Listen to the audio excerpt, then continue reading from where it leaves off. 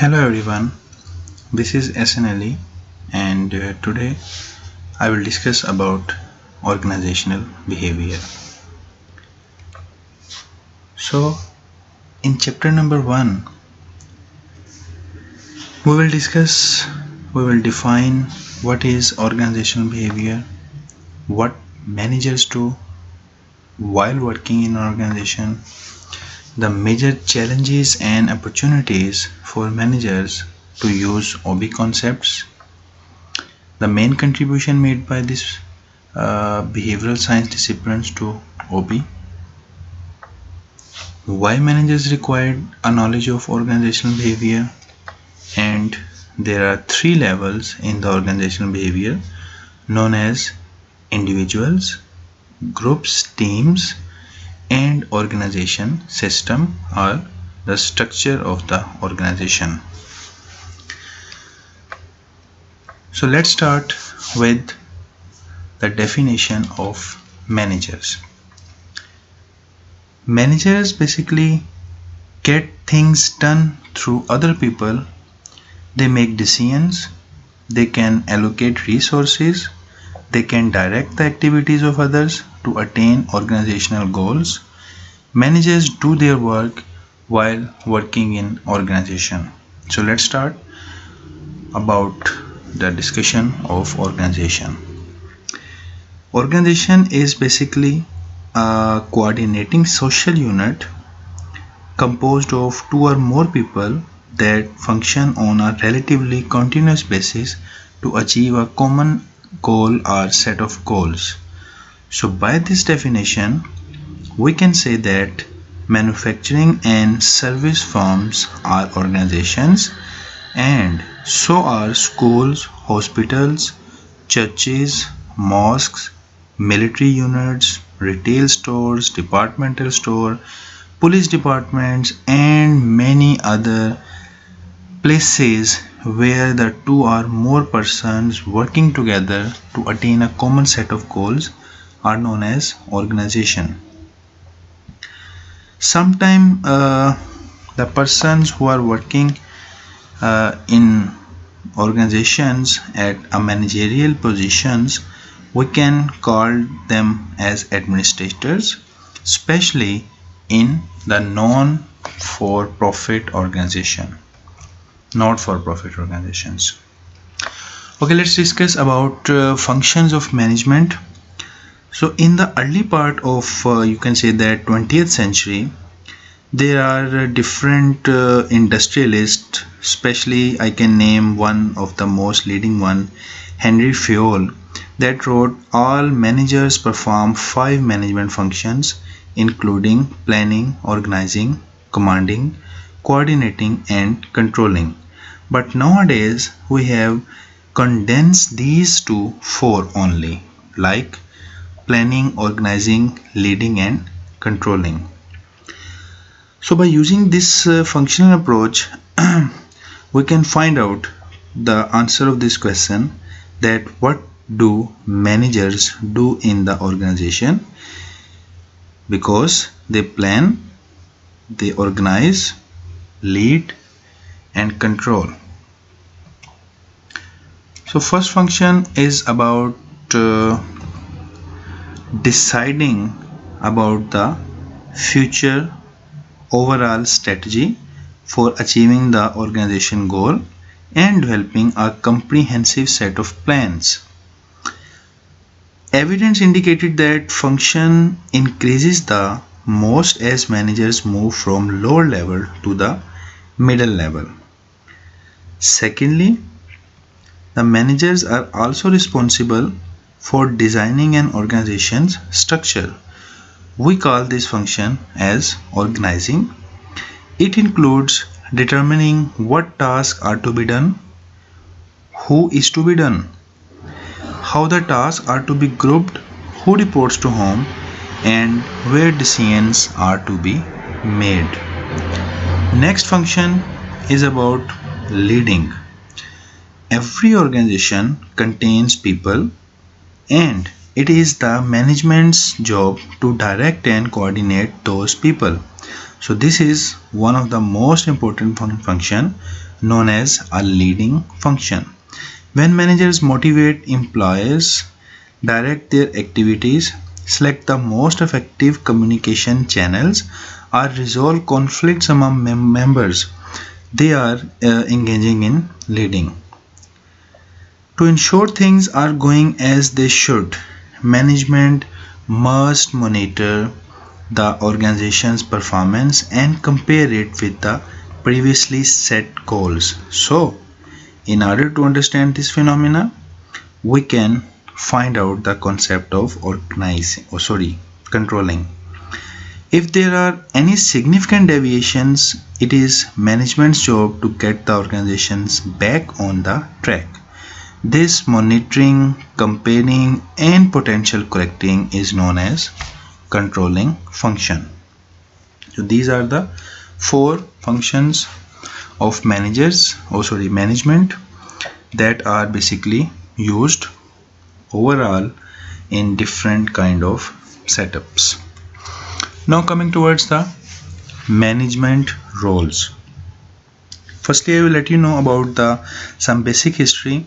Like in the 1960s, Mintzberg, that person is graduated student from MIT, undertook a careful study of 5 executives to determine what they did on their jobs. On the basis of his observation, this scholar concluded that managers perform different types of functions that you can say that covered 10 different highly interrelated roles or set of behaviors that are basically discussed here, like interpersonal roles having 3 subheadings, informationals also 3 headings, and decisional roles are having 4 types of headings. So starting with the interpersonal roles. All managers are required to perform duties that are you can say that ceremonial and symbolic in nature. For instance, when the you can say that principal of any college hands out diplomas at the commencement, or you can say that a factory supervisor or a manager gives a group of you can say that high school tour, or the person who is performing some significant role is known as a figurehead. Second one is about the leadership role. It includes hiring, training, motivating, and disciplining employees. The third one covers the role of a liaison. It is basically, you can say that, contacting others who provide the managers with information. The sales managers who obtains information from the quality control manager in his or her own company has an internal liaison relationship. So when that sales manager has contact with other sales executives through a marketing trade association, he or she has an outside liaison relationship. So in short words, we can say that liaison is basically making a role of a bridge. Okay, moving towards the informational roles. All managers to some degree collect information from outside organizations and institutions, typically by scanning the new media including the internet and talking with other people to learn to changes in the public taste. So what competitors may be planning and the like, Mintzberg called the monitor role. This is, you can say that, a phenomena that can check or evaluate the available information. Managers also act as a conduct to transmit information to organization's member. This is known as a role of a disseminator. And then we have managers performs a role of a spokesperson when that represents the organization to outsiders. So disseminator is about you can say that transmit information received from outsider to the organizational member, and spokesperson is transferring the information about the organization to the external environment. Now moving toward the third type of roles known as decisional roles. Mintzberg identified 4 roles in the decisional one. Like entrepreneur role, managers initiate and observe new projects that will improve the organizational performance, is known as a entrepreneur role. Disturbance handler, when managers take corrective action in response to unforeseen problems, like if any type of crisis come in front of you, then it's a disturbance situation. The person who are trying to resolve such kind of issues are performing the role of a disturbance handler. Resource allocators, managers are responsible for allocating human, physical, financial, informational resources, so that role is known as a resource allocator. And finally, managers perform a role of a negotiator as well, in which they discuss issues and bargain with other units to gain advantages for their own unit. Alright, so let's move towards skills of managers. There are 3 types of skills managers can perform while working in organizations. Researchers have identified a number of skills that differentiate effective from ineffective managers. So starting from the technical skill. Technical skill is the ability to apply specialized knowledge or expertise. When you think of the skills of professionals such as civil engineers, electrical engineers, surgeons, doctors, dentists, you typically focus on the technical skill they have learned through extensive formal education. Of course, professionals don't have a monopoly on technical skill, and not all technical skill have to be learned in schools or other formal training program. Sometimes it is God-gifted as well. All jobs require some specialized expertise, and many people develop their technical skills on the job. Alright, so secondly, we have human skills. Human skill is the ability to understand, communicate with, motivate and support other people, both individually and as far as in groups. So human skill is about many people having you can say that extraordinary interpersonal communication. So we can say those persons having good communications. Many people are technically proficient but poor listeners, unable to understand the needs of others, are weak at managing conflicts, because managers gets things done through other people. They must have good human skill, otherwise they will be not an effective managers. Conceptual skills have the mental ability to analyze and diagnose complex situations. These tasks are required conceptual skills.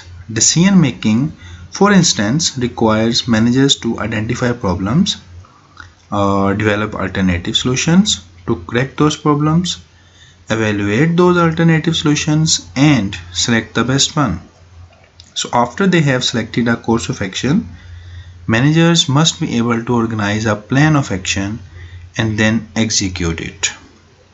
So this ability to integrate new ideas with existing processes and innovate on the job are also critical conceptual skills for today's managers. So manager skill must be high at the top level.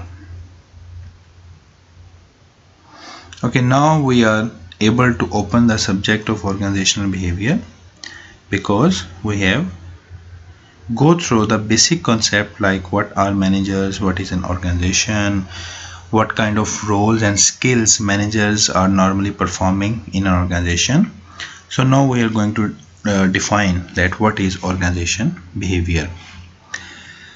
We can say that we have made some discussion on people skill, but in this subject we can say that it's a organizational behavior, a study of people that investigate the impacts that individuals, groups and structure have on behavior within an organization for the purpose of applying such knowledge towards improving organizational effectiveness.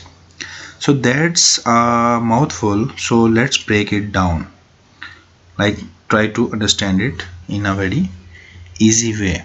Organizational behavior is a field of study, meaning that it is a distinct area of expertise with a common body of knowledge.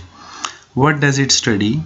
It studies three determinants of organizations in like individuals, groups and structure. In addition, OB, known as organizational behavior, applies the knowledge and gained about individual, groups and the effect of structure on behavior in order to make organization work more effectively. So right now we have understand that there are three main areas: individuals, group and finally organizational structure or organizational system.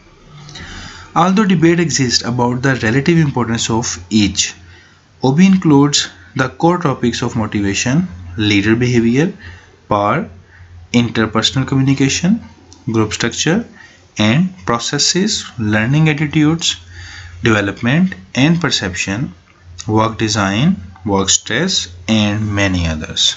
So it's a ample discussion on OB.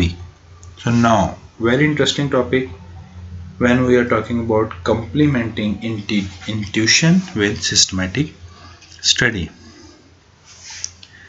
Alright, each of us is a student of OB, or behavior of humans. Whether you have you can say that explicitly thought about it before, you have been seen reading people almost all your life, watching their actions and trying to interpret what you see or predict what people might do under different conditions. Unfortunately, the casual or common sense approach to reading others can often lead to, you can say that, erroneous predictions. However, you can improve your prediction or predictive ability by supplementing intuition with a more systematic approach. Okay. The systematic approach in this book will uncover important factors and relationships that provide a base from which to make more accurate predictions of behavior. Underlying this systematic approach is the belief that behavior is not random. Rather, we can identify fundamental consistency underlying the behavior of all individuals and modify them to reflect individual differences. So what is intuition? Intuition is basically a feeling that is not necessarily supported by a research. Intuition is a gut feeling. Intuition is a sixth sense result. So systematic study and intuition are those gut feelings that makes others trick, of course, the things you have come to believe in unsystematic way, not necessarily incorrect.